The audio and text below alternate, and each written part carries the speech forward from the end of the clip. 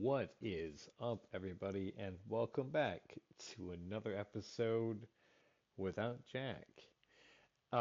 This is Skip Marazzi, your host and friend, and this is Behind the Scenes podcast where we hang out with Jack Haynes usually while he's drawing, but in the green room, not 30 seconds before the rolling of this episode. Um, Jack popped by to let me know that hey, he wasn't going to be able to um, to do it tonight because he wasn't feeling well. Um, so we hope that Jack feels better and that he gets well soon. And we're gonna have a normal everyday. Um, we do have a guest who popped in here. I'm going to reach out to her real quick. And Aaron, I think if you right click on your own image, you should be able to invite yourself to stage. I think it says something like take the stage or something like that. Um, if that doesn't work, give me 1 second.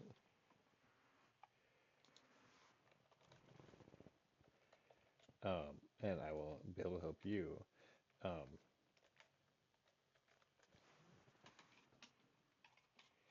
so I'm trying to get our guest. Here you go. Yeah, because Aaron, you're a moderator. So are you able to hear me? Hello, I can hear you. Okay, cool, cool. Yeah. Um, give me 1 second. If you just stay right here, we'll keep the stage open. There she is. She just ducked out of general. We're about to meet Mandy Bedford. Ladies and gentlemen who are tuning in, this is Aaron Cosbill, the professor of comedy, our co-host for the evening. Jack is unable to join us because he's not feeling well. Um, so it'll be you, me, and Mandy. Give me 1 second. I'm gonna go talk to her. Okay. Hi, Mandy. How are you? You are muted right now, but I'm sure that I certainly am. Hello. there it is. Hey, we're gonna go over to. I guess it doesn't matter at this point, but we're gonna go over to the other chat that's called On Air. Do you see that? Yeah, I do. All right. So it's Uh, listen in. yeah, that's where we have audience members can listen in over there without joining the conversation. Yeah, the link took me here. Was that It, not right? that is the correct one. That's one I want people to generally to fall into. So I'm glad that it took you here. You are correct. And then I was like, oh yeah, that's right. I sent her to general, and that's when I send everybody. Anyway,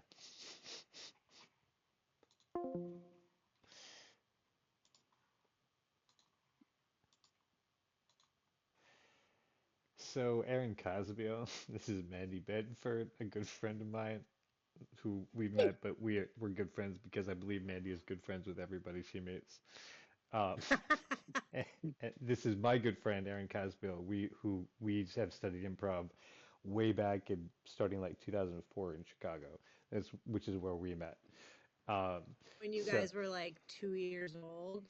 that is exactly to give away our age. Yeah, we were orphans on the street of Chicago, and we met in a dumpster, and it was Yeah. behind the Improv Olympic, and they felt bad for us, Mhm. and so they let us 10 bar there, and Oh, so that's sweet. we learned improv from the second generation after Dell.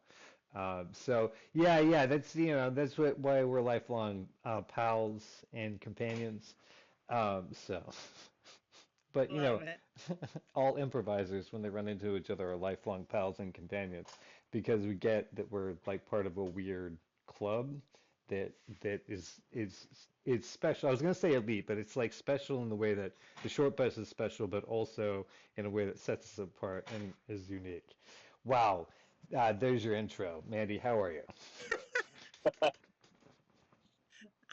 That's great. That's fantastic. I love Okay, it. all And right. So. I agree with all of the above that you That's said. kind of, I mean, I didn't feel like I was being offensive when I said those things. And I was like, well, I don't necessarily know you that well. That maybe that was the case. Maybe in Minneapolis it's No, no, no, different. no. Yeah. That's Um, great. but we met at the Secret City Improv Festival. I got to take your class, which was about improvising through movement, which I didn't wasn't even planning to take a class there, but I was kind of scrolling through them after the first day of the festival, and I was like, if I was gonna take a class, what would I take? And I was like, movement. I want to take movement because I that's love yeah. And Most you, people are afraid. It's so interesting when you talk to improvisers that are just used to standing around on stage. oh my God, and they do love to do that.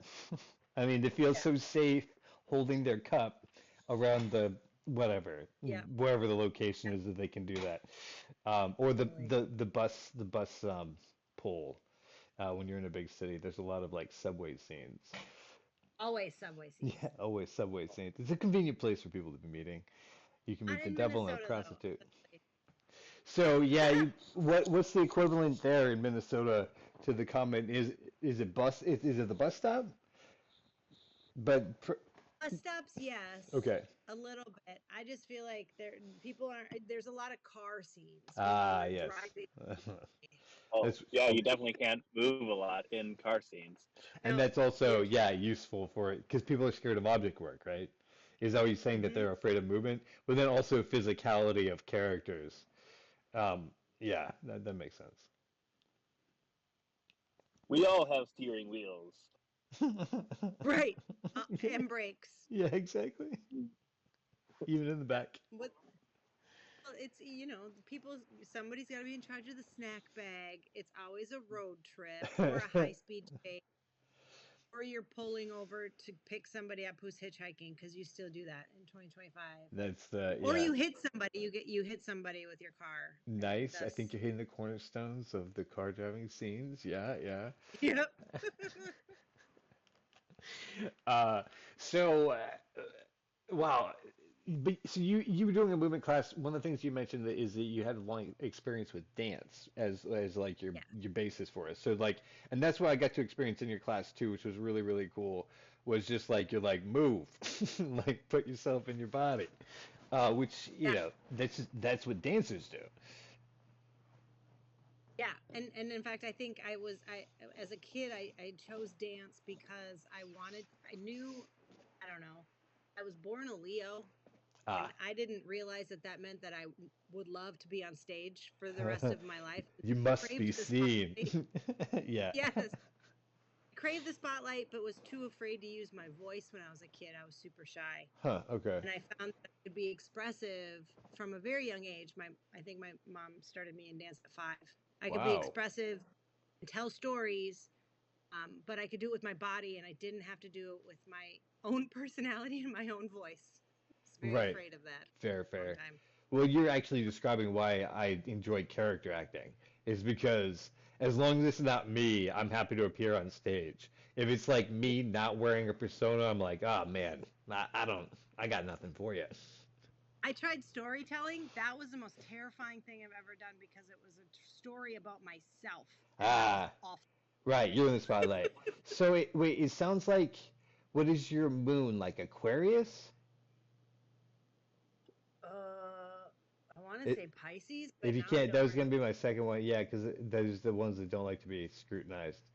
Um, yeah, you're like, please, please don't look at me. Yeah, yeah. I, I, Look at I me, want to but be don't look seen. at. Yeah, but don't look at me. Yeah, yeah, yeah, yeah. Totally. All And right. it's interesting because it was a very dance is a very it's a I can't think of words today. Great timing to be on this. It's Welcome a to the very team podcast sport. where we're all idiots. So Yeah. you're gonna lead the pack. It's hard to tell if it's like the smart leading or the idiots leading, but somebody's like at the head of the run. So Oh, you're welcome here. but yes, the team aspect, the way that you had to be a core, you all moved as one, Ooh, and okay, the cool, cool. piece didn't work if we weren't all working together. And so that's what kind of fed me as a dancer, is that I was on stage, but I was also a part of a bigger thing and a bigger picture. And Nice. so when I switched to acting, when my body started kind of failing and it wasn't fun for me anymore, I switched to acting, and I hated the spotlight again. Right. Only person, even Okay. though I was a character, just me. But then I found improv. The improv functions very similarly to the corps de ballet, or a modern ensemble, and that you have to work together to get to the end goal as a Yeah. team. Yeah. And just it was a no-brainer the minute I 100%. found it. Both are at bars. Same spelling. Yeah. Yeah. I did get to see your team, or at least part of your team, perform twice while I was at the Secret City Improv. And that's one thing that I did notice about the way that you guys were playing was that come hell or high water, you're gonna come do this show as a team. Um, and that in improv, you're right. Like, what is the thing you need more than anything else in a terrifying place where you don't know what's going to come next, but support from the people that you know are surrounded by. Right. It's not like the bad dream where you show up on stage and you don't know your lines and you're all by yourself and you're left there to die. Right, right. Yeah, exactly. If you if you if you have a team that has your back, it's the best feeling in the entire world. I think that's, on or Well, off stage. it's the combination of things, right? You have to know how to have your own back, and then also you know how to have other people's backs, and then like vice versa with the team behind you. Yeah, absolutely. Yeah. And you have to have a You back. you also have to have a back. Um, you That's the pre it's very essential to actually be a human with a spine. You mentioned a dream about improvising. I'm sorry, about appearing on stage naked and not knowing your lines. Have you Yeah. had that? Have you Yeah. had that dream after you started improvising? I still have that terrifying dream. It's Not naked terrifying. as much as it's Okay. it's oh it's a stage. It's opening night. Everyone's there. I'm usually running late in my dream. Hmm. And then I show up and I don't know my lines. Nobody gave me the script. Suddenly I might have to be on stage and I don't know what I'm saying next. Yeah. All of the anxiety of acting when you're not improvising is Yeah, I I don't remember having that dream as an actor, but I've had the dream as an improviser since. And because I've been doing it as a practice in the day-to-day life, like, just once you realize that improv is a mindset and it's not just something you do on stage, it just becomes like who you are, right? Um, the dream to me is now like I walk on stage, I'm like, oh, I don't know my lines. I better make up something that sounds like I do know my lines, and then roll with the show. Um, it's become a very interesting dream to me. They're like kind of fun because who knows what will happen at you that point fixed your anxiety dream with improv, with is what you're improv. saying. Yeah, yeah, exactly.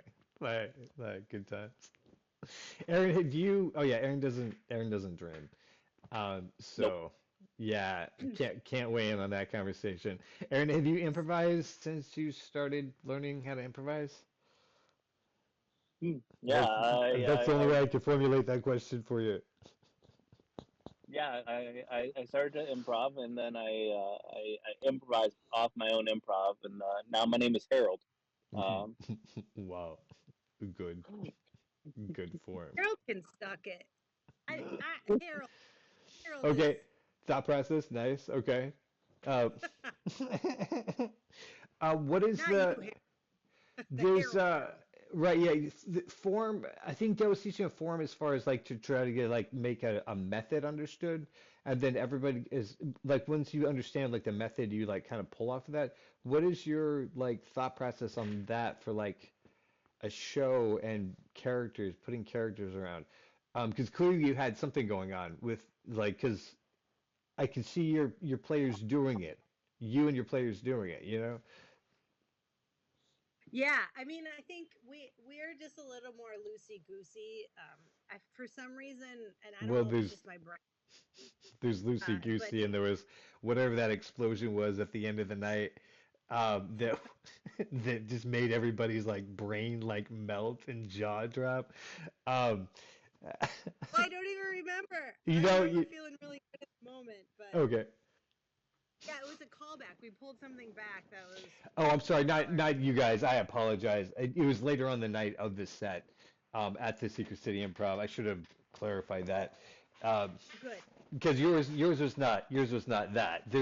I was just pointing out that there's fast and paced improv that moves so fast and is so bizarre that you're not sure whether or not you're hallucinating. Um, Right. and character building is fun though, and like where you can put your feet on the ground and have scenes are amazing. Um, in my opinion. So I apologize. I started by asking you what is your approach to it, and then told you mine. So, what is your approach, Mandy? well, yeah, that's true. I learned if we back up to the early aughts, Okay. I learned improv from a woman named Holly Mandel. She came up in the Groundlings in LA, still performs there, and is back and forth from New York and LA. And she was very much a character based improviser because of the nature of just being in the Groundlings and Groundlings, I sort was of. gonna, yeah, yeah, that's fair. I was gonna call out earlier. That's the place where I had seen like really grounded like character work was Groundlings, and so okay, cool, yeah, that makes sense. And the group, the three ways of doing character work, and she went to New York, and they just weren't doing that. They were doing more Herald stuff at the UCB. They were doing more plot based, That narrative makes based sense. stuff. Yeah, because those guys are from Just there. Yeah. adamant yeah. So she founded a school called Improvolution. She's no longer the owner of it. She sold it to one of her colleagues, so it's still around in New York City. It's a female run business, which is pretty amazing, and one of the only Way to ones to go. come out ahead after the pandemic, Good, because they good for didn't them. yeah, they were at a theater that was able to stick it out in the village until everything opened up again. But short form is a great way to learn improv. It's a great way to start sets, getting little nuggets and pieces and kind of pulling on that, and then Yeah. turning that into a montage, which is sort of how I grew up doing it. Um, and then Montages coming are to always Minnesota. fun. Yeah. Yeah, there's a lot of narrative in this city, and a lot of long form. Huge improv theater, RIP. If you've never heard of it, I'm sad that you didn't get to see it. But they were very much a long form improv group, or long form improv theater. So I kind of merged the two worlds of kind of creating tent poles in the beginning of the set with like 3 or 4 short scenes, and then from there, kind of pulling little nuggets that we've created from those 3 or 4 scenes and spreading it out into like crazy, That's wacky, goosey goosey. you remind me exactly what your set is. Yeah. You basically like take your you introduce a couple of ideas at the top and then from the location that you're at. Because your team is called Here We Are. Yeah. Yep. Yeah, Yep. that's right. And then you kind of just de-evolve it for the rest of the show, making as many jokes as you can, and then calling those Yeah. jokes back. Yeah, that's right. You did it for both of your sets. Yep. Yeah, that's why I was laughing is because you reminded me of both of those sets. One of them in at the where we were at a putting green or something like that, where the afternoon show was. There was a dragon character that kept recurring out of nowhere and like snatching up babies and stuff.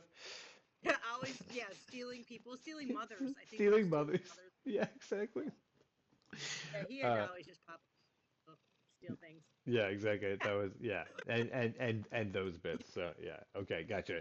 Yeah. And So it's almost wacky, a wacky dream sequence that kind of plays on each other. yeah, They yeah, might not have anything to do with each other. They might be a stream of consciousness of different scenes, and we take it to where we want it, and then we start over with a new idea. right, right. I like that. ADHD likes that. My Yeah. my Okay. perimenopausal brain loves that, because then I don't have to think and remember character names and plot lines that we've already set up and things that I need to come back to. Like Right, me and right. my brain work well that way. So Fair, fair. yeah. Yeah, and that makes sense. But you do the smart move at the top where you create the bucket, and then inside that bucket you move all the stuff around as much as you want to, and Yep. then and land and go, ta-da! It was a bucket. Yeah. Yeah, yeah, And then that, that and yeah. then the audience is like, holy shit, how'd they do that? Right, right. Yeah, exactly. Yeah, like we just, we planned to be successful with, the information we got, and then we messed around a bunch and had a good Yeah. time, which is, those are very, like, that's a winning combination, right? Yeah, totally. So is that the only team that you coach and, or are you part of a theater? I know that you are part of Stage Your Change, which is your company. Um, Yes. is that part of that or is that separate? So Stage Your Change was created because I got a job in the corporate world, in New York, and I saw how incredibly boring people were, Fair. and how incredibly uncommunicative, if that's a good way to say it, That and makes how much sense. they needed improv in their life for everything. So I started, and I kind of went around and taught improv as a professional development tool. And so in 2020, I started Stage Your Change for that purpose, to bring improv to the average Joe, the corporate American who has to be in a cube all their days, Right, working in right. front of a computer, and they forget how to people. Basically, Yeah. God's work is what you're I, saying, is what you're doing. yeah, Yeah, yeah, yeah, should Consistent basically, Johnson report. yeah, this is a charity that should be for privately, sure. funded 100%. Yeah, absolutely. Yes. Yeah. because Teaching God, people how do to make people eye need to improvise? Like, if they would just be like, oh, we can work together as a team and solve problems by yes-anding each other, the world would be an absolutely better place. Like, everything would change.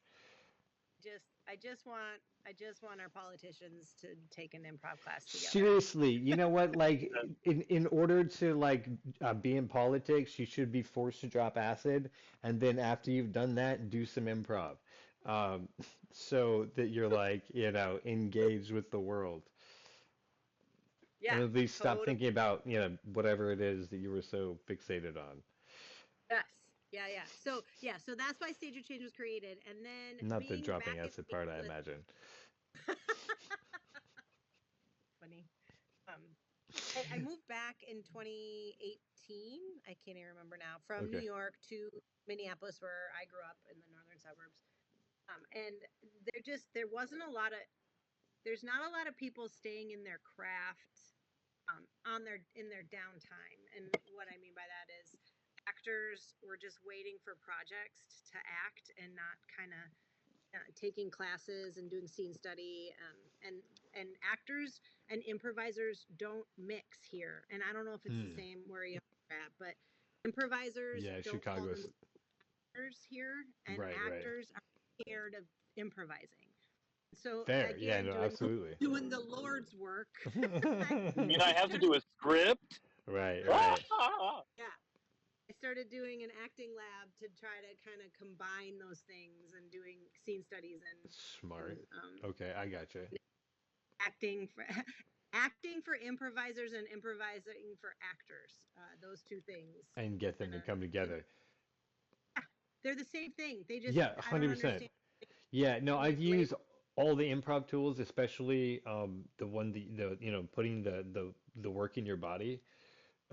Because especially if you're doing a long project, you need to have something to hold on to and something to come back to hold on to your character and know who you are.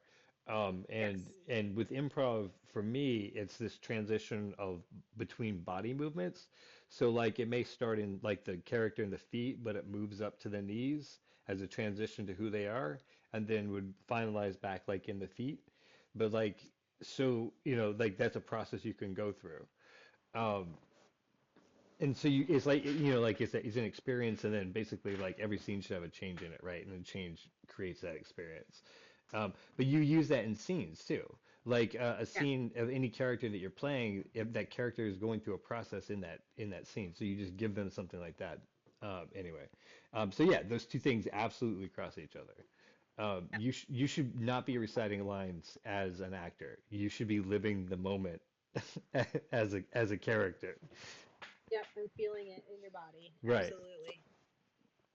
And then that, there's, especially if you're stage actors, which there's a lot of theater here. Um, what if somebody fucked up their line? Right, Right? right. Yeah, What do exactly. you do? Do you stand there like a deer Well, with then you have to start again from the beginning. Right, back to right, one? right. Just you just go back to one. Do the scene over. Yep, for Back sure. from Act One. I don't care if we're in the last scene. Right, Do yeah. it again and do it perfect. From the top. For this audience, they deserve it. Yep, yep. No intermission. We're gonna just start from the Exactly. beginning. We just started from the beginning. God Um, bless us. Every line.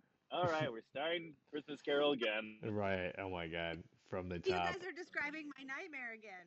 We're back to again. that. You're like, how are we there? Um, the, Jeez, that does sound terrible.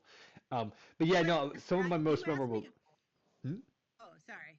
I was just gonna say you asked me a question about how many groups I'm in, and I am in a Yes, couple more groups in Minneapolis, but we're all kind of it's a small community here. So we all kind of play with each other. gotcha, fair. Like grown-ups making make believe. There's a Doing lot of us here doing the that do make 'em that. ups. That's awesome. Yeah. And you said one of the theaters just closed, so there's people who are looking for things to do, I imagine. Well, there, it's been a really, it's like a renaissance of sorts here. Huge improv theater for the past decade has been the place to go for improvising. Twin Cities Improv Festival, the Black and Funny Film Festival. That or not, I always say film. Sorry, I'm combining my improv world and my film world, and sometimes my brain doesn't. I meant Improv Festival. The Gotcha. all of them kind of went through huge and everything kind of filtered through that stage and their school. So now that they're gone, and it's just real sad to see a nonprofit try to grow and then in growing they couldn't make it and had to close their doors. That No. Gotcha. so many small nonprofits in this town have done that. They needed to scale, but then they didn't know how to scale and it didn't work. But now everybody's producing their improv shows all over the city. So we've kind of Ooh, okay. expanded and it's really fun to see them pop up in places. We have a bowling alley slash theater here called Bryant Lake Bowl. And that has been sort of the new clubhouse for a lot of people to just put up their own shows and productions. And you don't need to have huge curating the shows and like giving the space anymore. People are producing their own, and so it's been really fun. Strike Theater is another good one in Minneapolis, and so it's kind of fun to see all the things kind of popping up all over the city instead of just in one place. Which is I guess the positive from something so sad happening. Well, that is what's up. I mean, improvisers, right, are now what they did, huge, empowered a bunch of improvisers to improvise, right? Go Yeah. go out and do. Don't be scared. Uh, Yep. so they're like, yeah, we're gonna do it. So obviously they've had a huge impact on the Yep. community. Because yeah, nice. Um, what do you see happening with that? I mean, you're obviously I see what you do is you notice niches and then go after them to like fill the void. So is that like the type of where you're producing in that community or like are you putting up shows? Yeah, it's sort of like that. Yeah. And actually here we are was Kristen's baby. She's the one that uh, she's the one that kind of created the concept of us putting together a group just to travel to improv festivals. Gotcha. Like That that doesn't was, quite work at home. Yeah, that makes sense. yeah. And so, we workshopped it here. There's a Sunday night show that's a pay what you can that's been going on since the 90s called Improv a Go Go. And it's a place you can sign up for a lottery and try new things. And so and you get like a 3-week run on a Sunday. And we tried it there and we had people pick or just write down where they're from and put it in a Okay, bucket that works basically. out.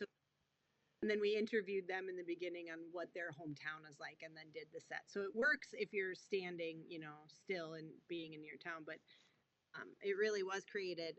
And then Kristen's directing and kind of producing that stuff. And then the Rusty Nails is the other group that I'm in, and that is really just me going, you know what? There's a lot of improvisers that I love that I don't see on stage enough, so I'm going to produce a show with them, and we're going to just play. So we do, and so Yeah, we do, that's and what's up. that part, yeah, and it's really funny because we all are OG, I guess, in the way that we came up. We're all, in our 40s to even somewhere in our 50s, and so Oh, gotcha. us Yeah, on stage. OG. Now you're right. I Yeah, keep we made it. forgetting we're not in our 20s anymore, Mandy. I don't know I'm why. Yeah, I just I've it reached won't sink elder in yet. status. Yeah, yeah, exactly. Yes, But yeah, that makes sense. Yeah, okay. So good huh? for us. We made it. Yes, we Yeah. did. Yeah, We are Still right. playing grandpa. pretend. It's still, yeah, yeah. I mean, but Only a little. you got to Yeah. recognize, like, well, because we're, like the people that we looked up to were the ones who were our age, right? We're like, okay, when I grow up, right, when I get older, I want to be like them. And so now we have the opportunity to do that for the ones who are behind us. No, it's actually really funny because then you see, the young ones who have seen our show come up to us afterwards and they're like, "Man, it just looks like you guys are having so much fun." I'm like, Right? Well, exactly. "Duh, Yeah. why would you do it?" Why else would you that weren't you having fun as the audience, right? You That's haven't figured out yet when you're performing that the whole point is to have fun? What as are you much you're fun doing it? as much Yeah. fun as possible. Yeah. But like in trying to learn a craft, you have to be like dedicated and serious to it. So to learn a craft of being silly, it's this really hard irony, but it's supposed to break your brain so that you can be funny. Uh, Yes. because there's no funny people that are not broken. Um, Yeah. it's just, Oh, that I, is true. But also, don't you think at the core of improv, it's not about being funny? it's It's about not well. saying what you see, But see, creating a that's About the being in the thing. moment. Yeah, and but this is the thing is that we're all kind of glossing over is yes, that's absolutely true. But the people who are drawn to it are the ones who are a little bit funny. And so when those yeah. people are in the moment, what they do and say is fucking hilarious. Because you're like, didn't see that coming, and everyone goes, nope, me either. And then the next response is like, oh, holy Jesus, what was that? Um, be, so it's yeah, when we're in the moment and just being ourselves at those times, the type of people who do really well are yeah, weirdos. Um, Yeah. so that's what I was Yeah. talking about at the Great. beginning, like the family of people who are like, oh yeah, you know why. Because I like the Land of Misfit Toys. Do you remember that? Oh, I yes. I do in Rudolph? fact it's a part of our Christmas show now actually. Oh, It's funny. yeah so it's so I've been listening to all week basically and thinking about how it's so funny that is because it's like the center of the show and it's about how we're all kind of broken and we try to find ourselves together in this like big clump because that's what, the best we can do I guess. Love it. Is that kind of the idea? Community. Yeah, yeah, exactly. We're like, yeah, we don't belong anywhere. We're all kind of misfits. And it's because of our uniqueness. That's the thing is that like society doesn't like unique things because it doesn't know what to do with them. That's a good point. You Yeah. know, so where do we put you? And you're like, well, those are the ones who become the comedians, the inventors, the innovators. You know, that's Because who we that's the become. way to get the big shiny nose, so that you can be you can be useful. Use Ah, yeah, like right, yeah, exactly. The point of Rudolph the Red-Nosed Reindeer is you will be shunned until you prove yourself useful to society, and then they love you. I think that's what yeah. that story's about, Then they'll right? love you more than the other More people. than the other ones. Like Yeah, you're nobody's nobody's talking about Prancer. Uh, like Prancer's there. There's no right. movie about him. Yeah, no one Uh, cares anymore. He might be the strongest and the best, but yeah, nobody he cares might because be, it's frequent and he's red probably the nose. best dancer of all of them. You Actually, think yeah. Prancer's a better dancer than Dancer is? Yeah, I mean, Wow, that is a he's just a little like hot take. Dancer Why would they is call the other more deer Dancer technically if he correct. was? I'm sorry. Dancer's more technically correct, but Prancer's more free in the dance. Wow. So Okay. Mandy, as a dancer, how do you weigh in on Prancer versus Dancer? Ooh, And I love this debate. yeah, I do love. this is fresh because I've never heard it before. He's saying that Prancer is more like alive. Are you saying like an improviser who knows how to act? But Dancer is more like can cry on command, if yeah, we would yeah, extend the Dancer. analogy to acting. I mean, Dancer can do all of the dances correctly, but it's like when you're playing piano and sometimes you're hitting all the right notes, but are you playing it with soul? Yeah, Hmm. missing that little je ne sais quoi, that Yeah. oomph. Yeah, Yeah. and I'm saying Prancer has that je ne sais quoi. That Dancer just doesn't. That Dancer is technically the best, but Right, right. Prancer But you prefer to watch Prancer. feels the best. Yeah, but all of them still overshadowed by Rudolph. Right, of Uh, course, right, which was the ultimate point of that. Um, yeah, improv kind of gives you superpowers, because what you begin to do if you weren't like already, on the spectrum where you were like hyper fixated on people's faces and how they do things because you're trying to blend in. Um, but like that suddenly becomes useful because when you're on stage and you read like subtle cues on people's features and it flicks into your brain quickly where they are and what's going on with them and you're commenting on it, you're doing it so fast that the audience is like, oh my God, that's magic. And you're like, actually, our brains just do this. Howard's just shy of God. That's the It's actually a tool that I use in the corporate improv interesting. training is body language and trying to read body language, and also flipping it in that teaching people that they might be thinking their body is telling people one thing, but their body is actually saying something else, Interesting. because But they think they don't sound angry, but they absolutely are standing like they're upset when they walk up to your desk and try to talk to you. Like, it's an interesting thing to try to flip that script of body language and reading it onto yourself. 100%. How much in your corporate classes is also therapy? Because they probably are Right. angry and don't know it. Yeah. No, I mean, everybody hates their job. It's miserable Right, out right. there. Yeah. And they're just so used to being angry that they're like, this is normal. And you're like, no, it's not. Yeah, they're there for the freaking healthcare and the 401k match. Otherwise, they'd be out of there. Right, They'd right. be an actor, Right, exactly, which is why they're taking the improv a class to be painter. like, yeah. Yeah. Um, so, I mean, do you tackle that in that corporate program or like, I mean, you want to be going through fun exercises, but like you can obviously see that in people, right? Yeah, I mean, we tackle it in a fun way, in like a circle exercise sometimes, or sometimes we'll do it Oh, I as an see. intro for talk to Everybody's each other. mirroring them. Gotcha. Yeah. Or you pick an emotion and you project what you're going to say in that emotion, and Hmm. they think that they're projecting happy, but they sound, not happy. So, or they Yeah. look not happy.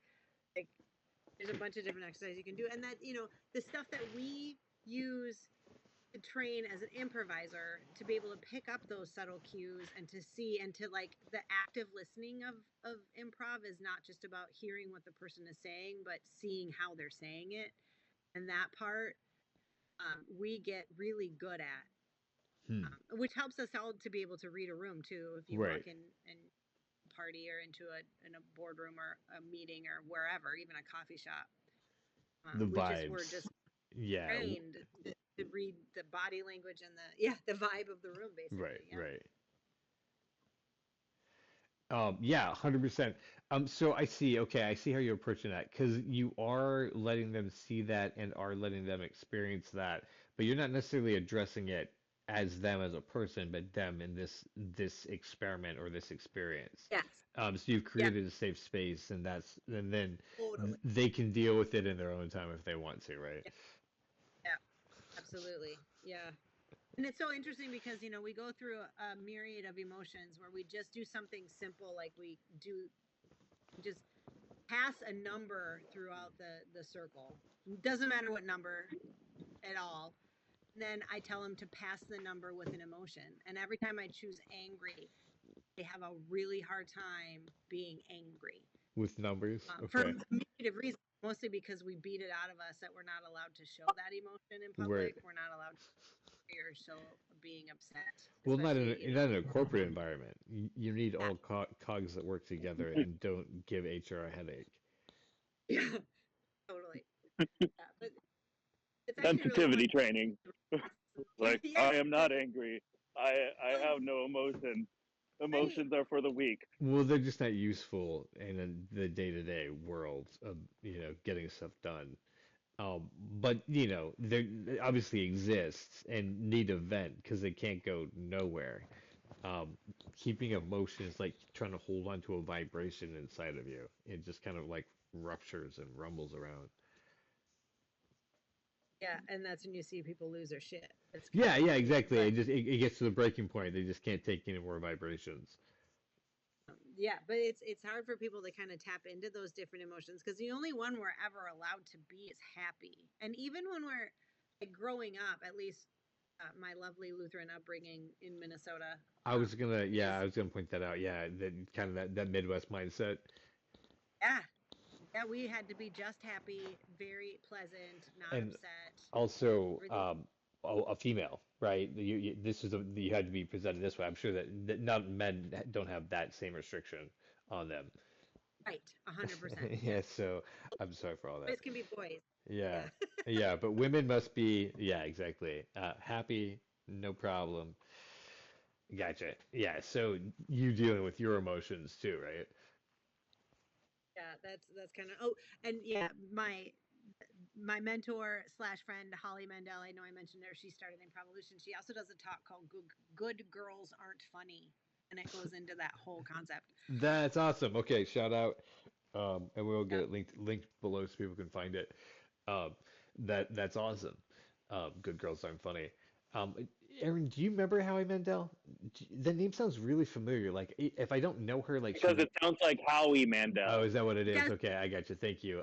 He's just pointing out that I'm really Also, there was dumb. Holly Laurent at That IO, and that's what and I was thinking of was Holly Laurent.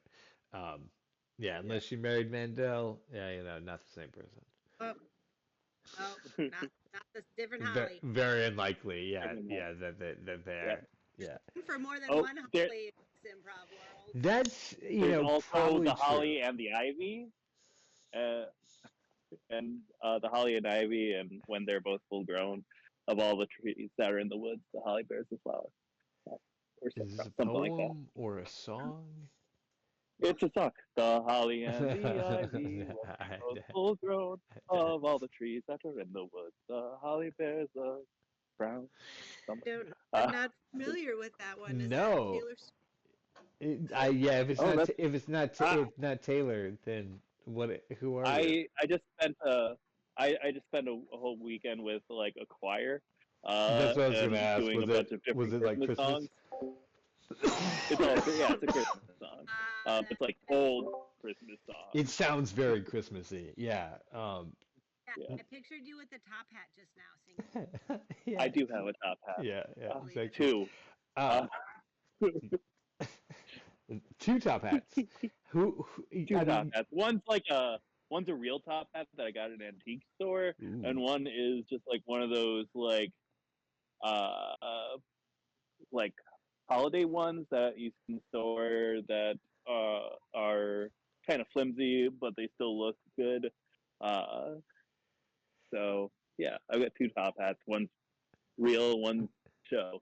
Uh, right, got to Good to have this, one on reserve in case one flies away in the wind. right, When yeah, right, you leave. and also I don't know which one to put on Frosty to make him come to life, so I've got two options. I right, could right. Yeah. probably make two Frosties. Uh, Vote for the antique one though. It's probably cursed. Yeah, there's probably more magic in that hat Yeah. Yeah. yeah, that they stole, according to the Absolutely. film. Let me just give a quick break as we explore the conspiracy of Frosty the Snowman. To just point out that this is a behind the scenes podcast for Cox in Space. This is Drawing with Jack, but Jack is not here because he is sick. So thoughts and prayers for Jack. He's with the Fallen now. I don't know why I said that. That was really not in good taste. I hope he comes back soon. If you want to find out more about what we do, you can check out coxinspace.com. Up there, you can get connected with our Discord, which means you can come out and hang out on the shows in the audience live, chat while we're talking to our guests if you want to. Or you can go connect with our Facebook and talk to Aaron Cosbell about the things that you like to talk about. Like we're talking with Mandy here tonight about improv and her life and exploring what it is to be alive. If that was what we're doing. Thank you for being here. Um, And you guys can also check out the Patreon. So if you want to help support the show and keep it going, and the animation that is going on with the Cox in Space, you can absolutely do that. Become a part of the join the group. So check that out at coxinspace.com. Mandy, do you have so Stage of Change? Is that a place that you would like to shout out among other things?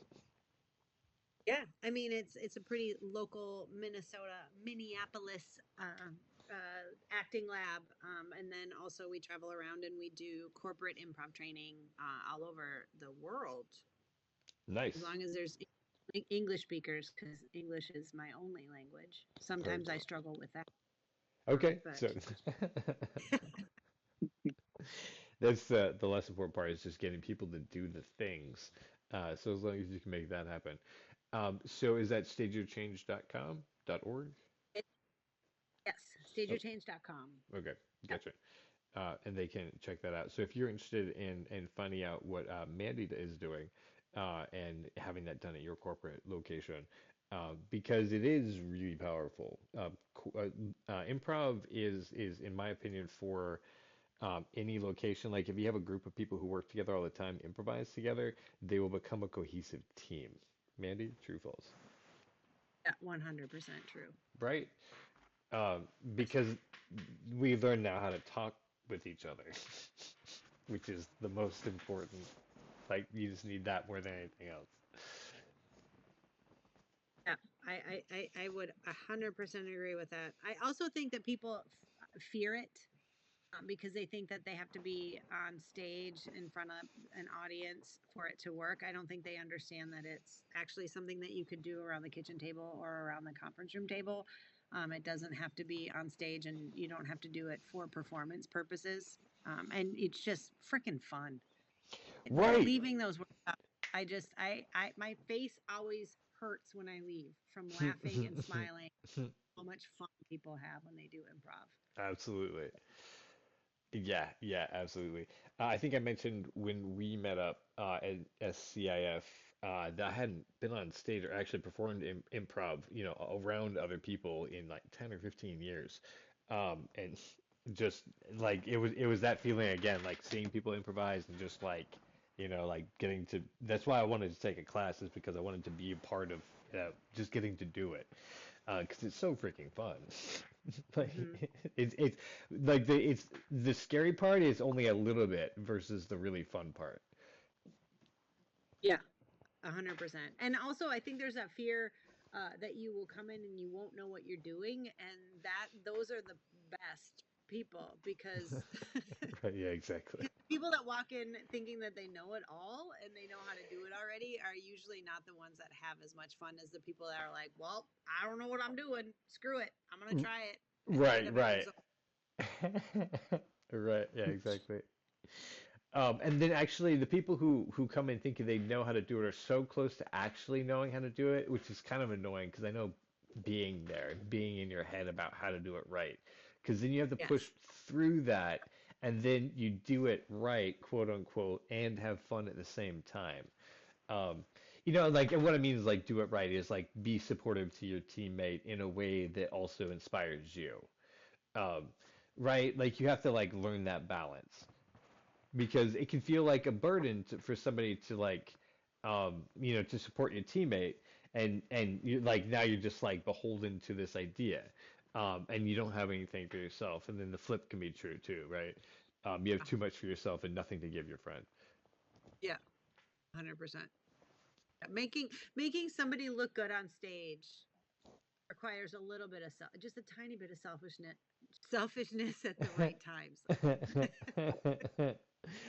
Feel Absolutely. like self-care, right? Self-care, and if you want to transfer that concept into your life, you have to put your oxygen mask on first before you assist others, right? And I feel like Exactly. that's on stage as well.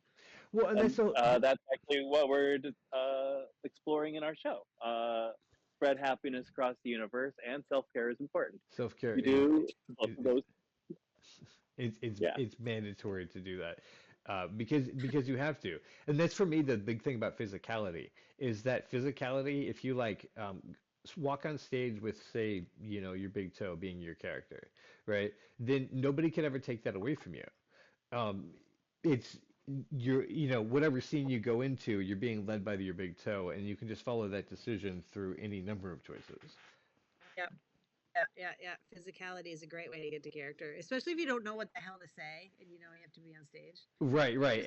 And you don't know what your partner is going to bring into the situation. So like, it might work with what you got, it might not. You don't even know. And you learn how to initiate and be comfortable with just making a choice. Making any choice. Yeah. Choice Yeah. paralysis is a huge thing for a lot of people. Mandy, Yeah. is that a huge thing for you as someone with ADHD? Yeah. What? I wasn't listening. Yeah, exactly, right? You're like, I could make that decision, but then also I have to do this thing afterwards. And then if I do this thing, I'll have to do these things afterwards. Yeah. And then I won't be able to make that decision because I made this other decision. Yeah, exactly. Oh my God. Yeah. The most scariest and most freeing moment happens when you know you have to fill the stage and you have no frickin' idea how, so They, you just follow the, your feet there you go. Yep. and you out Yeah. and you just freaking ride that unknown wave. And that sweet spot of like living in the unknown, I think is sort of the I don't know, quote unquote drug of improv. I Yes. think for a lot of Yeah. us, Well, that's what gets it's an all adrenaline rush because yeah, you're free all falling. yeah, yeah. It's amazing. And sometimes you crash. And it's like, well, that didn't work. Yeah, exactly. Well, here's the thing about that is that the more times that you do that, where you just be like, follow the fear, like fuck it, right? I'm gonna step on stage. Somebody's got to step on stage. We got to present something. Someone's got to present something. And you find out that your basic idea is pretty good, and it's something you can work with. As long as you have something you can work with. And that applies to all sorts of parts of your life. Like if as long as you just make a decision, then you have like a place to move from there. It's that 100. indecision that leaves you in this powerless place, right? It gives your supporters, your teammates, the people in your life, a way to be able to help you and support that decision. It's like, oh, this is what we're doing. I can one up this, and I can help you and support you Right, and jump out and right. have your back. Because yeah, we can play the game. Susan Messing used to say all the time, specificity kills ambiguity. And she means exactly that, right? Like once we know what the game is, everybody wants to play the game. Yes. Uh, so like as long as you initiate with a choice, people are like, all right, let's do it. Um, sometimes in the case of Aaron Casbill and myself, our initiations are so weird that unless you're really down to clown, um, but I don't think that's the case with your teams, Mandy, because I've seen you guys perform and you guys love that, love that shit. Yeah. I mean, yeah. Not a lot of things scare me. No, Um, like not so far. I don't know. We'll so far, see. Never say never. right? I've gone to the dark place of improv where fear lives. I Murder is real. It's right, not just right. Fear something that asked to borrow a cup of sugar, but I didn't have it.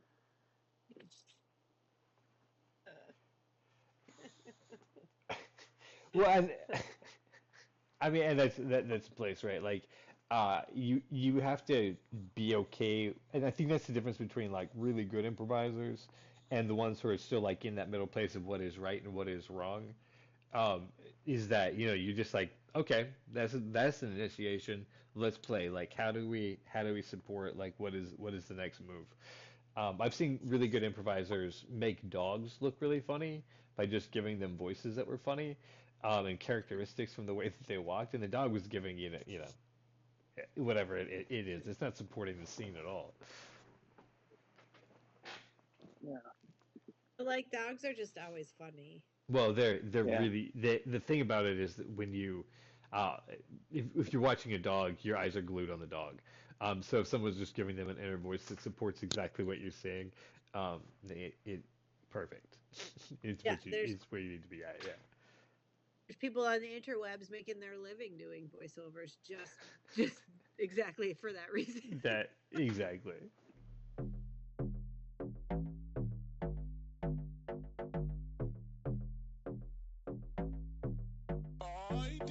Puppy dog bouncing in the box like this. Don't stop, bounce with it. Puppy dog bouncing in the box like this. Don't stop, bounce with it. You a good little puppy, you don't live on the street. You don't want no money, you want something to eat. Got your own water bowl, you don't need my drink. Take a shit and walk off like your shit don't stink. You your own boss, you don't need no leash. All your shots up to date, you ain't got no fleas. Bouncing puppy like you're trying to get free. Bouncing little puppy, bouncing for me. You can hang with your girls or you can chill with a tree. I can leave you in your cage and you won't even pee. You can fetch a ball, but you ain't fetching for free. You could chill in the house, but you love when we leave. You a good puppy, you ain't sassy. You don't lick me in the face, that's nasty. Said you a good puppy, you ain't sassy. And you don't lick me in the face, that's nasty. Hey, puppy dog bouncing in the box like this. Don't stop, bounce with it. Puppy dog bouncing in the box like this. Don't stop, bounce with it. Puppy dog bouncing in the house like this. Don't stop, bounce with it. Puppy dog bouncing in the house like this. Don't stop, bounce with it. Bounce, bounce, bounce, bounce, bounce, bounce, bounce, bounce, puppy. Bounce, bounce, bounce, bounce, bounce, bounce, bounce, puppy. Exactly. Man, I never found my thing. I was hoping to find a thing that I could just do and make money doing, and online. You mean you haven't found your thing yet? I haven't found what I could narrate on Instagram or TikTok so that people will watch it and I'll make money. You need them 50 million views per video type hit. Yeah. It sounds exhausting though, because then you have to keep coming up with content. I actually, during the pandemic, I have a front porch, and me and my dog would go sit on the front porch and drink morning coffee. Well, I would drink the coffee and he would give me side eye, and it just became, conversations with Mickey. And I was doing it for fun, and mostly because, what else are you going to do when you're living by yourself in a time where you can't really see other people? Yeah. And it's getting more popular and more popular, and everybody kept asking me, please, more Mickey content. And then I started feeling the pressure of like, oh my God, I don't want to do it when I have to do it. This is not fun anymore. It's only fun when I do it for fun. So you said you did find that thing. But you just didn't want to do it. I found it for a while, and then I realized that the pressure was too much. I didn't want to do it anymore. That's true. Like you have to desire the work as well if you want that. Like pressure. Yeah, it is. That 100%. But I think that's why you see people go viral and then disappear because they're like, oh God, oh wow, there's a lot of you out there. Yeah, you want it every day, huh? And all of you want different things, yeah, and you want it every day. Every day? What? Yeah. You're like, oh my God. But I'm sure, I mean, they were asking because, you were making them feel less alone because you were talking to the dog and being a part of their world. So you were filling that thing. Really great, like the straight men, like being the one that's just looking at you like you're crazy. Like they have the best side, they have the best like reaction that is no reaction. Like we can learn a lot from watching. For comedic timing, we can learn a lot just watching a dog 100%. react to you. Yeah. While I was studying improv, actually, I was also working at a dog kennel. It was a doggy playground. So that's what I was going to do. Was my job for 8 hours and 9 hours a day was to watch dogs just watch each other.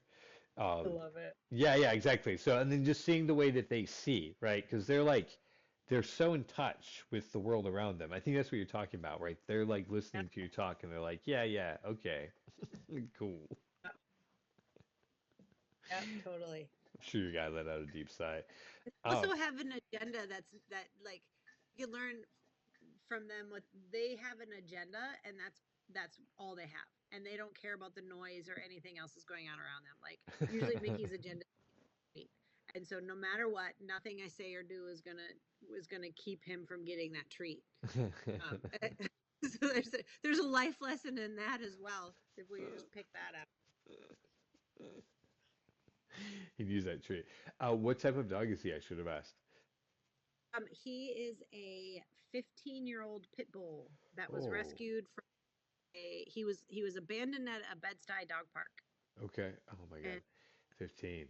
Have you had him the whole time or most of the time? Yeah, he was about a year old when he was left at the dog park, Gotcha. and I took him. It was one of those things where in New York, if a pit bull gets brought into the kennel or animal control, I think they last 24 hours before they're spayed. They're not highly adaptable. There's Yeah, they're a very strong terrier breed, and they're and very popular. So there's a lot of them right, get get turned in, and so I didn't want him to go there, and so I thought I was going to foster him until he could find a home. nice. And I think it was 12 hours before I was like, oh no, this is my dog now. How big is As a he? foster parent. What? How big is he? Like at his prime, He how is, big was he? yeah, he's 60 pounds now of Okay. pure treats, but in his prime, he 60 pounds of pure muscle. Yeah, He okay, was a cool. big one. Yeah, Yeah, he was a he's a good sized stink, dog. because yeah. So Nice. yeah, So I thought I heard a whine earlier. I wasn't sure, but cool. I'm glad that the mystery's been solved. yes, it was him, because he wanted treats. It's his agenda still to this And day. And you know what? He's in his 90s. I don't know how to do dog math yeah, fast. I think it's, but he's living his best life. If he wants a treat, I give him a treat. right, yeah, facts. Um, Yeah, yeah, he's up there. Damn, that's you're spot on. It's like late 80s, 90s. yeah. In the approximate dog math. People have different ways to measure it, so there's just an approximation. But yeah, he's definitely a senior citizen, and living it. That's so awesome. You guys have been together doing dog life. Yeah, Um, he's one of my longest male relationships. I mean, if we're gonna go there, he's been uh, solid for 14 years now. So well, I'm like, woo. that's the thing about your fur pets, your fur family, is like they're the ones who are there for you. They've seen you through your ups and your downs. Yeah, And that's why we love those guys so much, just especially dogs. I mean, cats. I'm a cat person personally, as you see my picture, um, but dogs like they're there for you. They want to be a part of your life. They're your people, or you're their people. Uh, yeah. So, yeah. man, I actually had a cat do the same thing to me. He adopted me. It lasted 12 hours, and now I have a cat as well. there you go. He was raised by a dog. It's more I like a dog cat. He goes outside to go to the bathroom. He doesn't use a litter box very often unless it's too cold. Because it's Minnesota here, and it is 14 degrees right now. Dang. So Yeah, no, that's fair. I'm sure he doesn't want to go outside. Um, no, no. yeah, no, cat.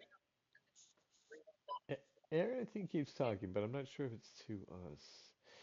One thing I wanted to get Wait, in because we are in the last half hour of the show, um, was that you mentioned that you mix up improv and film because you're in both of those communities. So what projects are you doing in Minnesota, film wise? Or I guess Yeah, that because you're in New York too, so I didn't mean to limit it to that. But yeah, tell me about that. no. Oh yeah, that's. I mean, one of the motivating factors of moving to Minnesota was I like cold weather. Just Okay. kidding. I hate it. Okay. I was like, Everything. wow. I was like, why, you are a weirdo, but that's a little extreme. Um, Yeah, no, it's awful here. okay. Don't come. Wait until it's spring. It's terrible. Your nose hairs freeze when you walk outside, Seriously. and your feet. Oh man, It's yeah, the worst. Chicago. Yeah, that Yeah, broke me on the exactly. cold. Yeah, I just couldn't do it anymore. Exactly. Yeah, but on the flip side of that, Minneapolis has a really robust and yet small indie film community, and people do art here for art's sake, Wow. in the theater, in the in any sort of medium, and especially in movies and films, and so moving here has allowed me to be able to do that, and so I grew up doing sketch comedy, and a comedy writer. And so one of the first things I did is a web series. I did a proof of concept that I'm going to produce into a web series about dating in your 40s and how freaking bonkers it is. It's true. So we Okay, filmed the fair. first proof of concept just to see how it would go over. And, so far every audience that has seen it has laughed at the places you want them to laugh. So Good. yay. Okay, good. Consider and then I right now in the film festival circuit, I have a short film that is a Viking love story, and it's two Vikings that are actually best friends and lovers, and they have to fight for their lives. And there's horses and fight choreography, and it's not funny, and there's nothing funny about it. No, that's why I was like, wow, this is so far different from the thing you just mentioned. Yeah, yeah. So the Okay. two things that I did, yeah, are both of those things. And it's interesting because it started from it's called Elskin is the short film, and it's right now it's in consideration for a bunch of different film festivals. It Oh, hasn't been cool. selected yet. Hopefully it will start to get, because it kind of ramps up now. You'll start to get announcements of whether or not it is selected or not. But just the 3 days shooting that we did, the 1 day of fight choreography, the production of the whole thing, and it was on a shoestring budget with people that are like borrowing equipment. And my mom was making craft services like chili for dinner for people. Like we filmed it Right. at my dad's land on a river. Like it was just it's kind of guerrilla filming, independent filming, um, and everybody just wants to do good work, and that's just kind of sums up the community in That is general. so So awesome. yeah, so we'll see how that goes. I wasn't planning on doing a serious piece. I wanted it to be like, maybe I'll do a comedy about a Viking that doesn't want to be a Viking. He wants to be a dancer. I don't know, something like, I'll make it funny. My friend's like, why don't you do a love story? And I was like, okay. And then Huh. he said, why don't you do a gay love story? And I said, well, okay. Huh. Yeah, as Love soon is as you love. started like, yeah, putting that all together, I was like, that is interesting. And then also historically accurate. That could be a scenario that absolutely could exist. Yeah, yeah, 100%. So we'll see how that goes. But mostly I'm just doing it now to learn. Producing, directing, writing. I actually just won an award for the first of hopefully many. I don't know. We'll see. The film got best sound design at the Amsterdam New Cinema Film Festival, and best female director. So That's awesome. we're starting to Wow.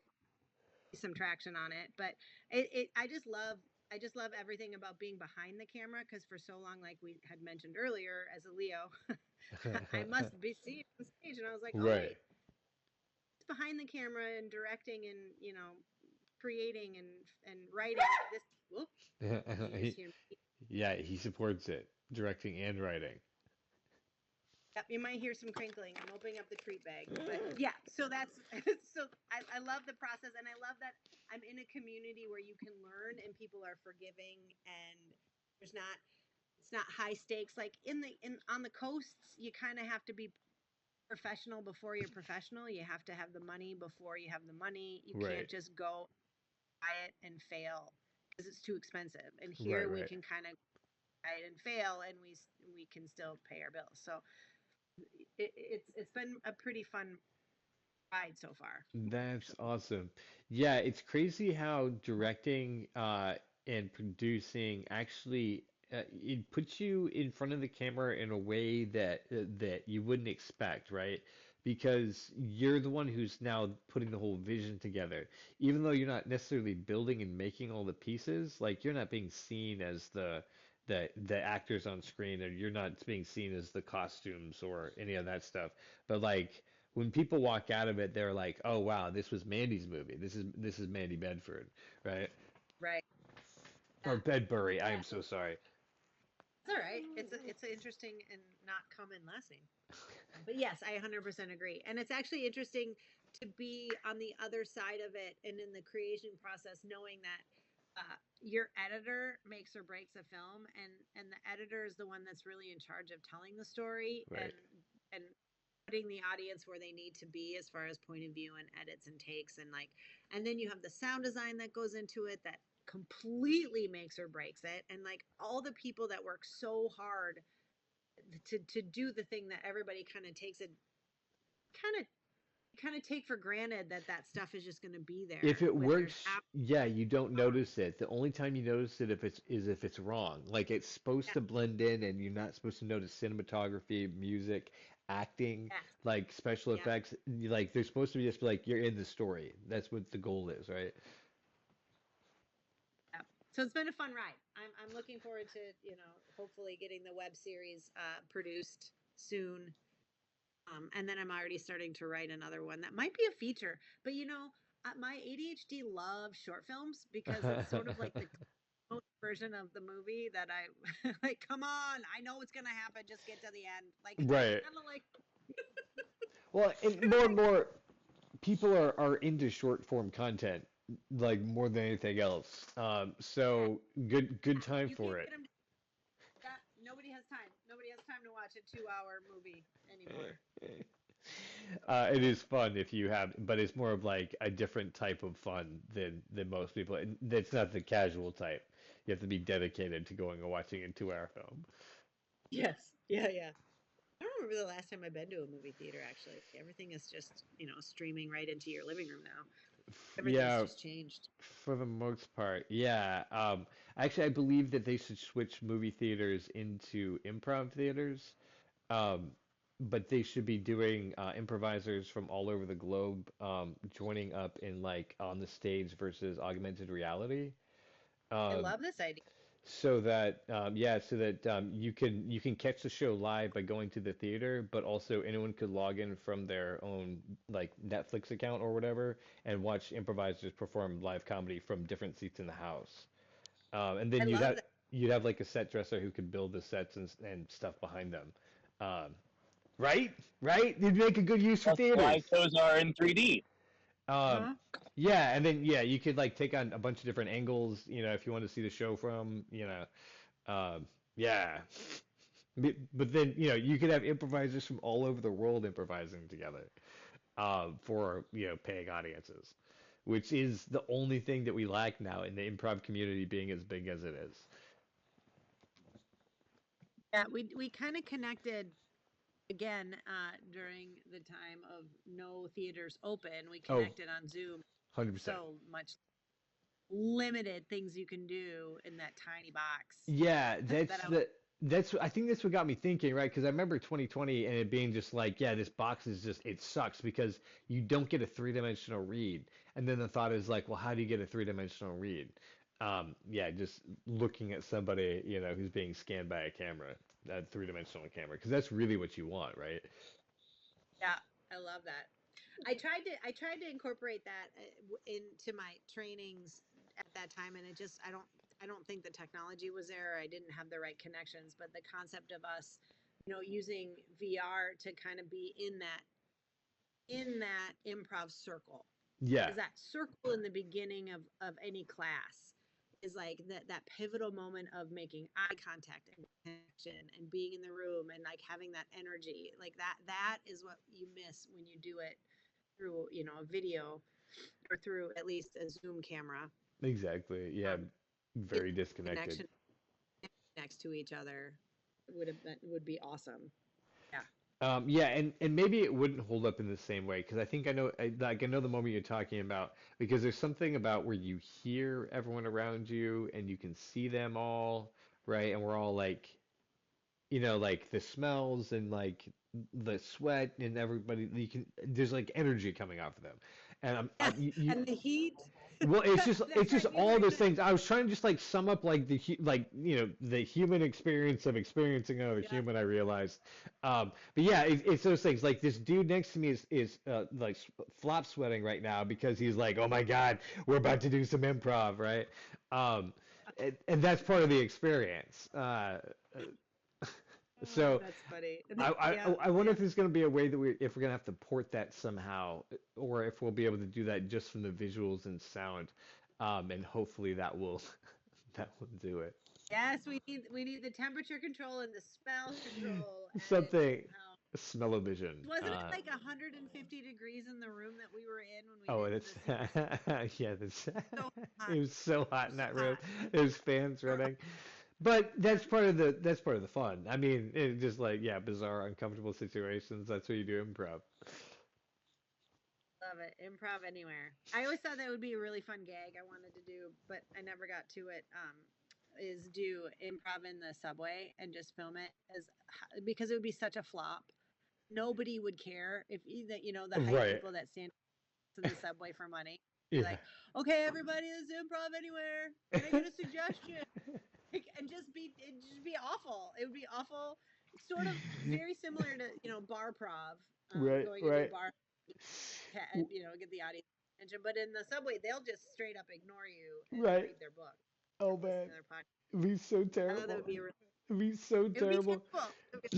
It'd be terrible, especially if you could get it so you had like a small PA system, so that you're doing that thing like magnifying your voice in this tiny space too. Oh man, guys, guys, It's like, guys, yeah, trying to do bits with a microphone in your hand.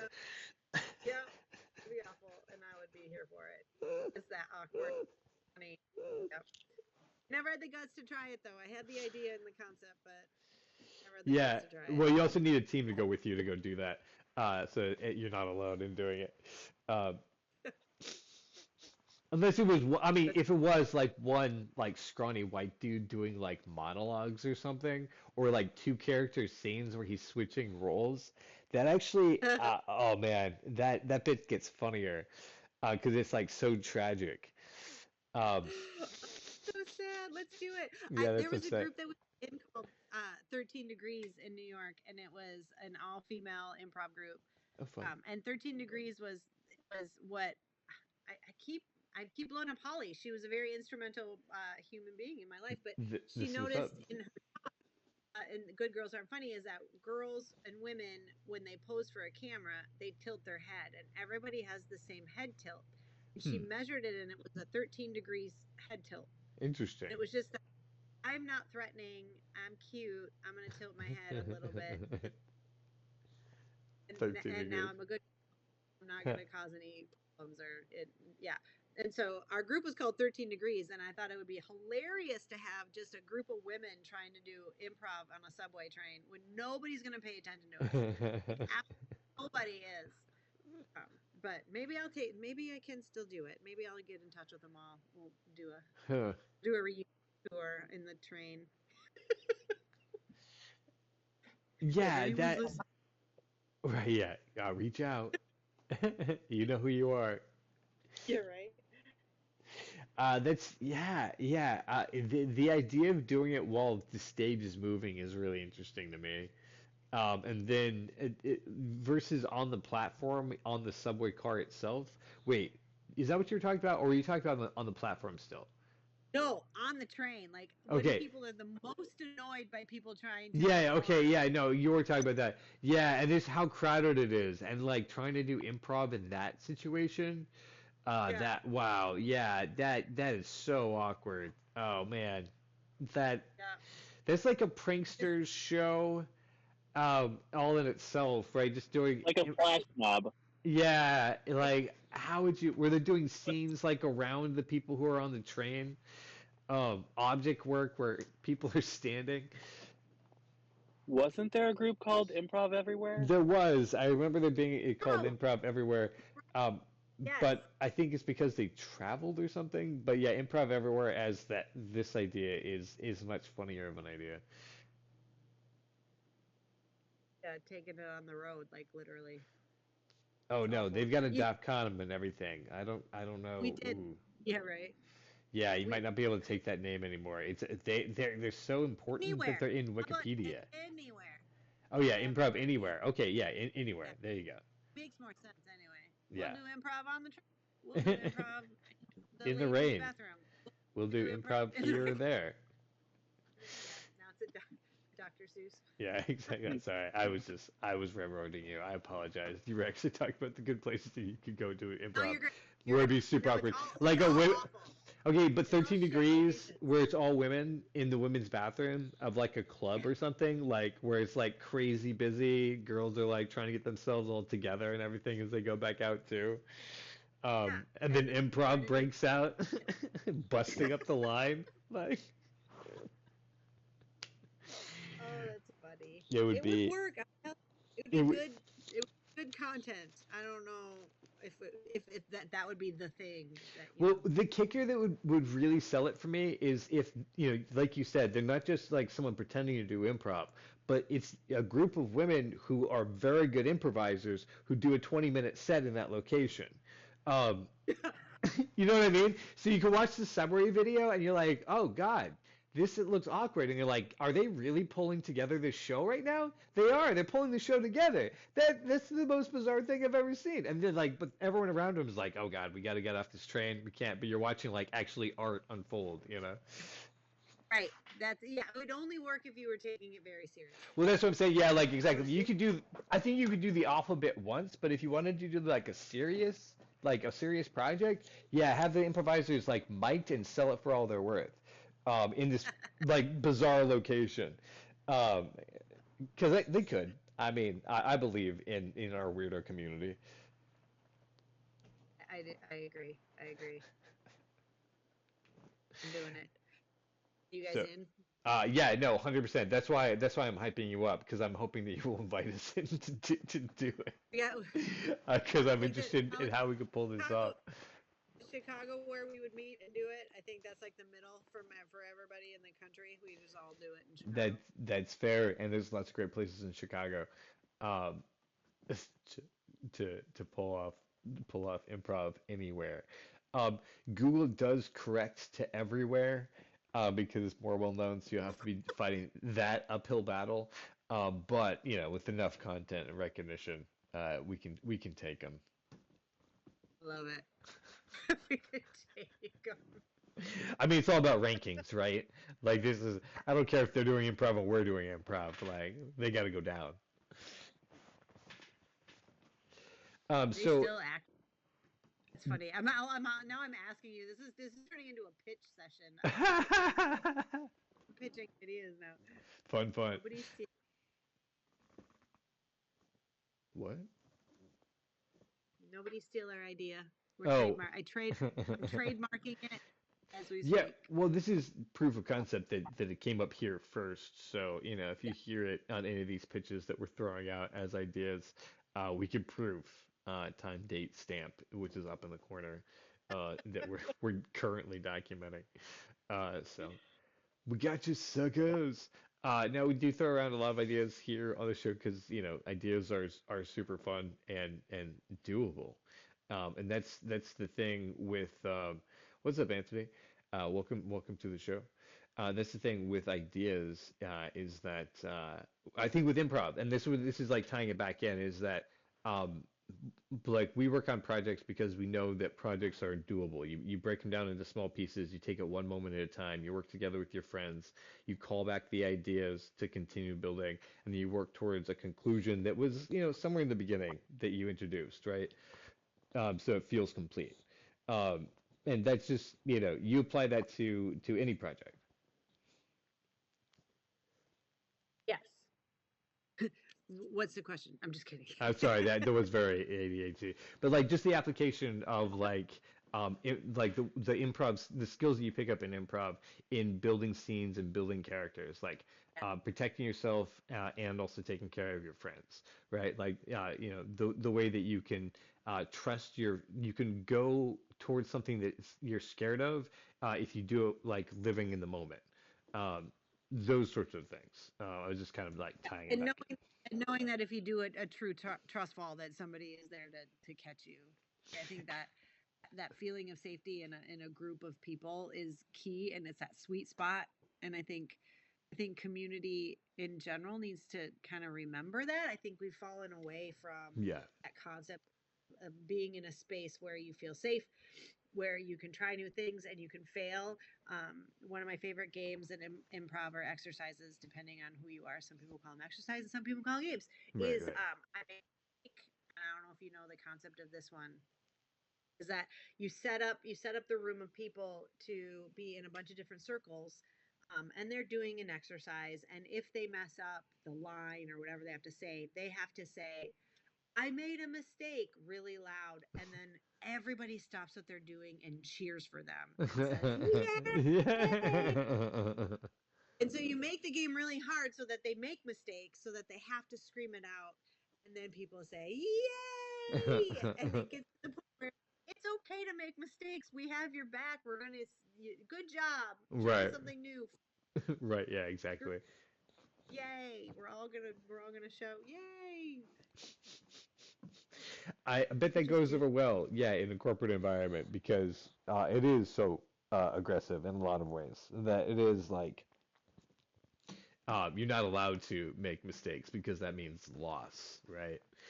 You're And the it weak also with link. actors too and Fair, improvisers, we have fair. this fear that we have to, be perfect and correct in our choices, which is stupid because half the time we're making it up. What the hell is the right answer? But we Right. still feel like, ooh, right decision on this. Well, also in society at large, like, what is correct is a moving target culturally. Um, Yes. so, I mean, we're all making it up as a whole collective group of beings. So, really, 100%. really. Um, and so, yeah, I know for a lot of Favorite people, part about maybe, being grown up. yeah, Sorry. right? Yeah, exactly. The favorite part about being a grown up is that you realize you get to improvise your life. You get to choose. Yeah. There's nobody warned you, nobody tells you how it is until you're here and going, this is some bullshit. Like, I didn't sign up for this. What is this? Like, and, and also you realize that your parents were just doing the best they freaking could. Exactly. Yeah. Once you get to be the age that you were when you were growing up in their house, you're like, oh, wow. Yeah, obviously you were an idiot because you were in your 20s. Um, Yes. right? Like, what were you gonna do? I made some Yeah. terrible And choices in my 20s. yeah. And you're, they, it's not like you just get a handbook that makes you understand how to be the next thing in your life. So the minute you Right. get that mile and you've made it, you're like, oh shit, now what do I do? And you have Right. to learn as you. Right, yeah, exactly. Because right, I'm gonna settle down, have a family, and then you have the family, and like, what do you do once you have that for the next 2 decades as those kids grow up, right? That's a day by day process. And that's why everyone needs improv to Well, circle it back. exactly. I mean, because we have been improvising all along. We didn't realize that we were, and somewhere in some obscure corners of humanity, they've discovered the rules for what it is to improvise, which is what we do all the time. So therefore, Yes. we should learn how to do it so we do it better and just be better humans. That's that. I mean, since we're already doing the thing, right? Yeah, 100%. And also to know that shit's never going to go the way that you think it's going to go. Never. Um, so how do you keep yourself from being emotionally hijacked when something doesn't go wrong? I think improv helps with that part too. Um, because I think it's really easy to be like, this is not how I intended this to go, and really making that impact your mood, and and you just improv makes you go, well, that's not what I was expecting. Well, let's ride that wave for a Right. Let's see where this goes. Yeah, instead of being afraid or just shutting it down, right? Instead of fearing the unknown, we begin to like actually crave it. We're like, this is interesting because we don't know what's around the corner. yeah, not fearing if it's not what we expected. That part I think was a big lesson for me. 100%. Yeah. And for me too, like it just to know that making mistakes was part of existing, like took all the pressure off to just go out and live. So yeah, I suggest it for everybody who does it. Um, and I imagine you guys both would as well. So you can find Mandi Bedbury at stageofchange.com. And if you're in the Minneapolis, Minnesota area, do you have any final thoughts that you want to make sure that we know before we go? Oh God, no, That's this a has lot. been That's a lot of pressure. I it's apologize. been fun and eye opening, and it's so funny how no matter what we say about improv, we can tie it back to being a real human being in this tiny little earth that we live on. And it's not about a technique that puts you on stage, but it's about a technique that can help you live your life better and be happier. That's kind of my pitch. 100%. Yeah. I mean, the purpose of improv is to become Zen, right? To be here and now, and make those moments, make those choices from the moment we live in. So yeah, 100%. You can apply it to your life. Aaron, Love it. do you have any wrap up thoughts for us tonight? Golly, yes, just uh, make people happier, and then you'll be happier. And it's that's usually my pitch for people. And then learning improv, you can learn like who you are as a person, and like grow who that person is. Yeah, I would agree. The thing about improv is that it just allows you to unleash creativity without having to invest a whole lot into it, like, painting or crafting of some sort or sculpting or, any of those things. It's just using yourself. And anytime you express yourself in those moments is you show who you are, is what you're saying, right, Aaron? Yeah. That's awesome. So you get to see who you are and then how you interact with the world. 100%, absolutely true. Guys, thank you so much for being here with us here with Mandy and Aaron Caswell. This is the behind the scenes episode, Drawing with Jack without Jack, but this is from the Cactus Space. Uh, Check out the other episodes if you want to see the art, and we have some time lapses that we're going to be going that you can always check out.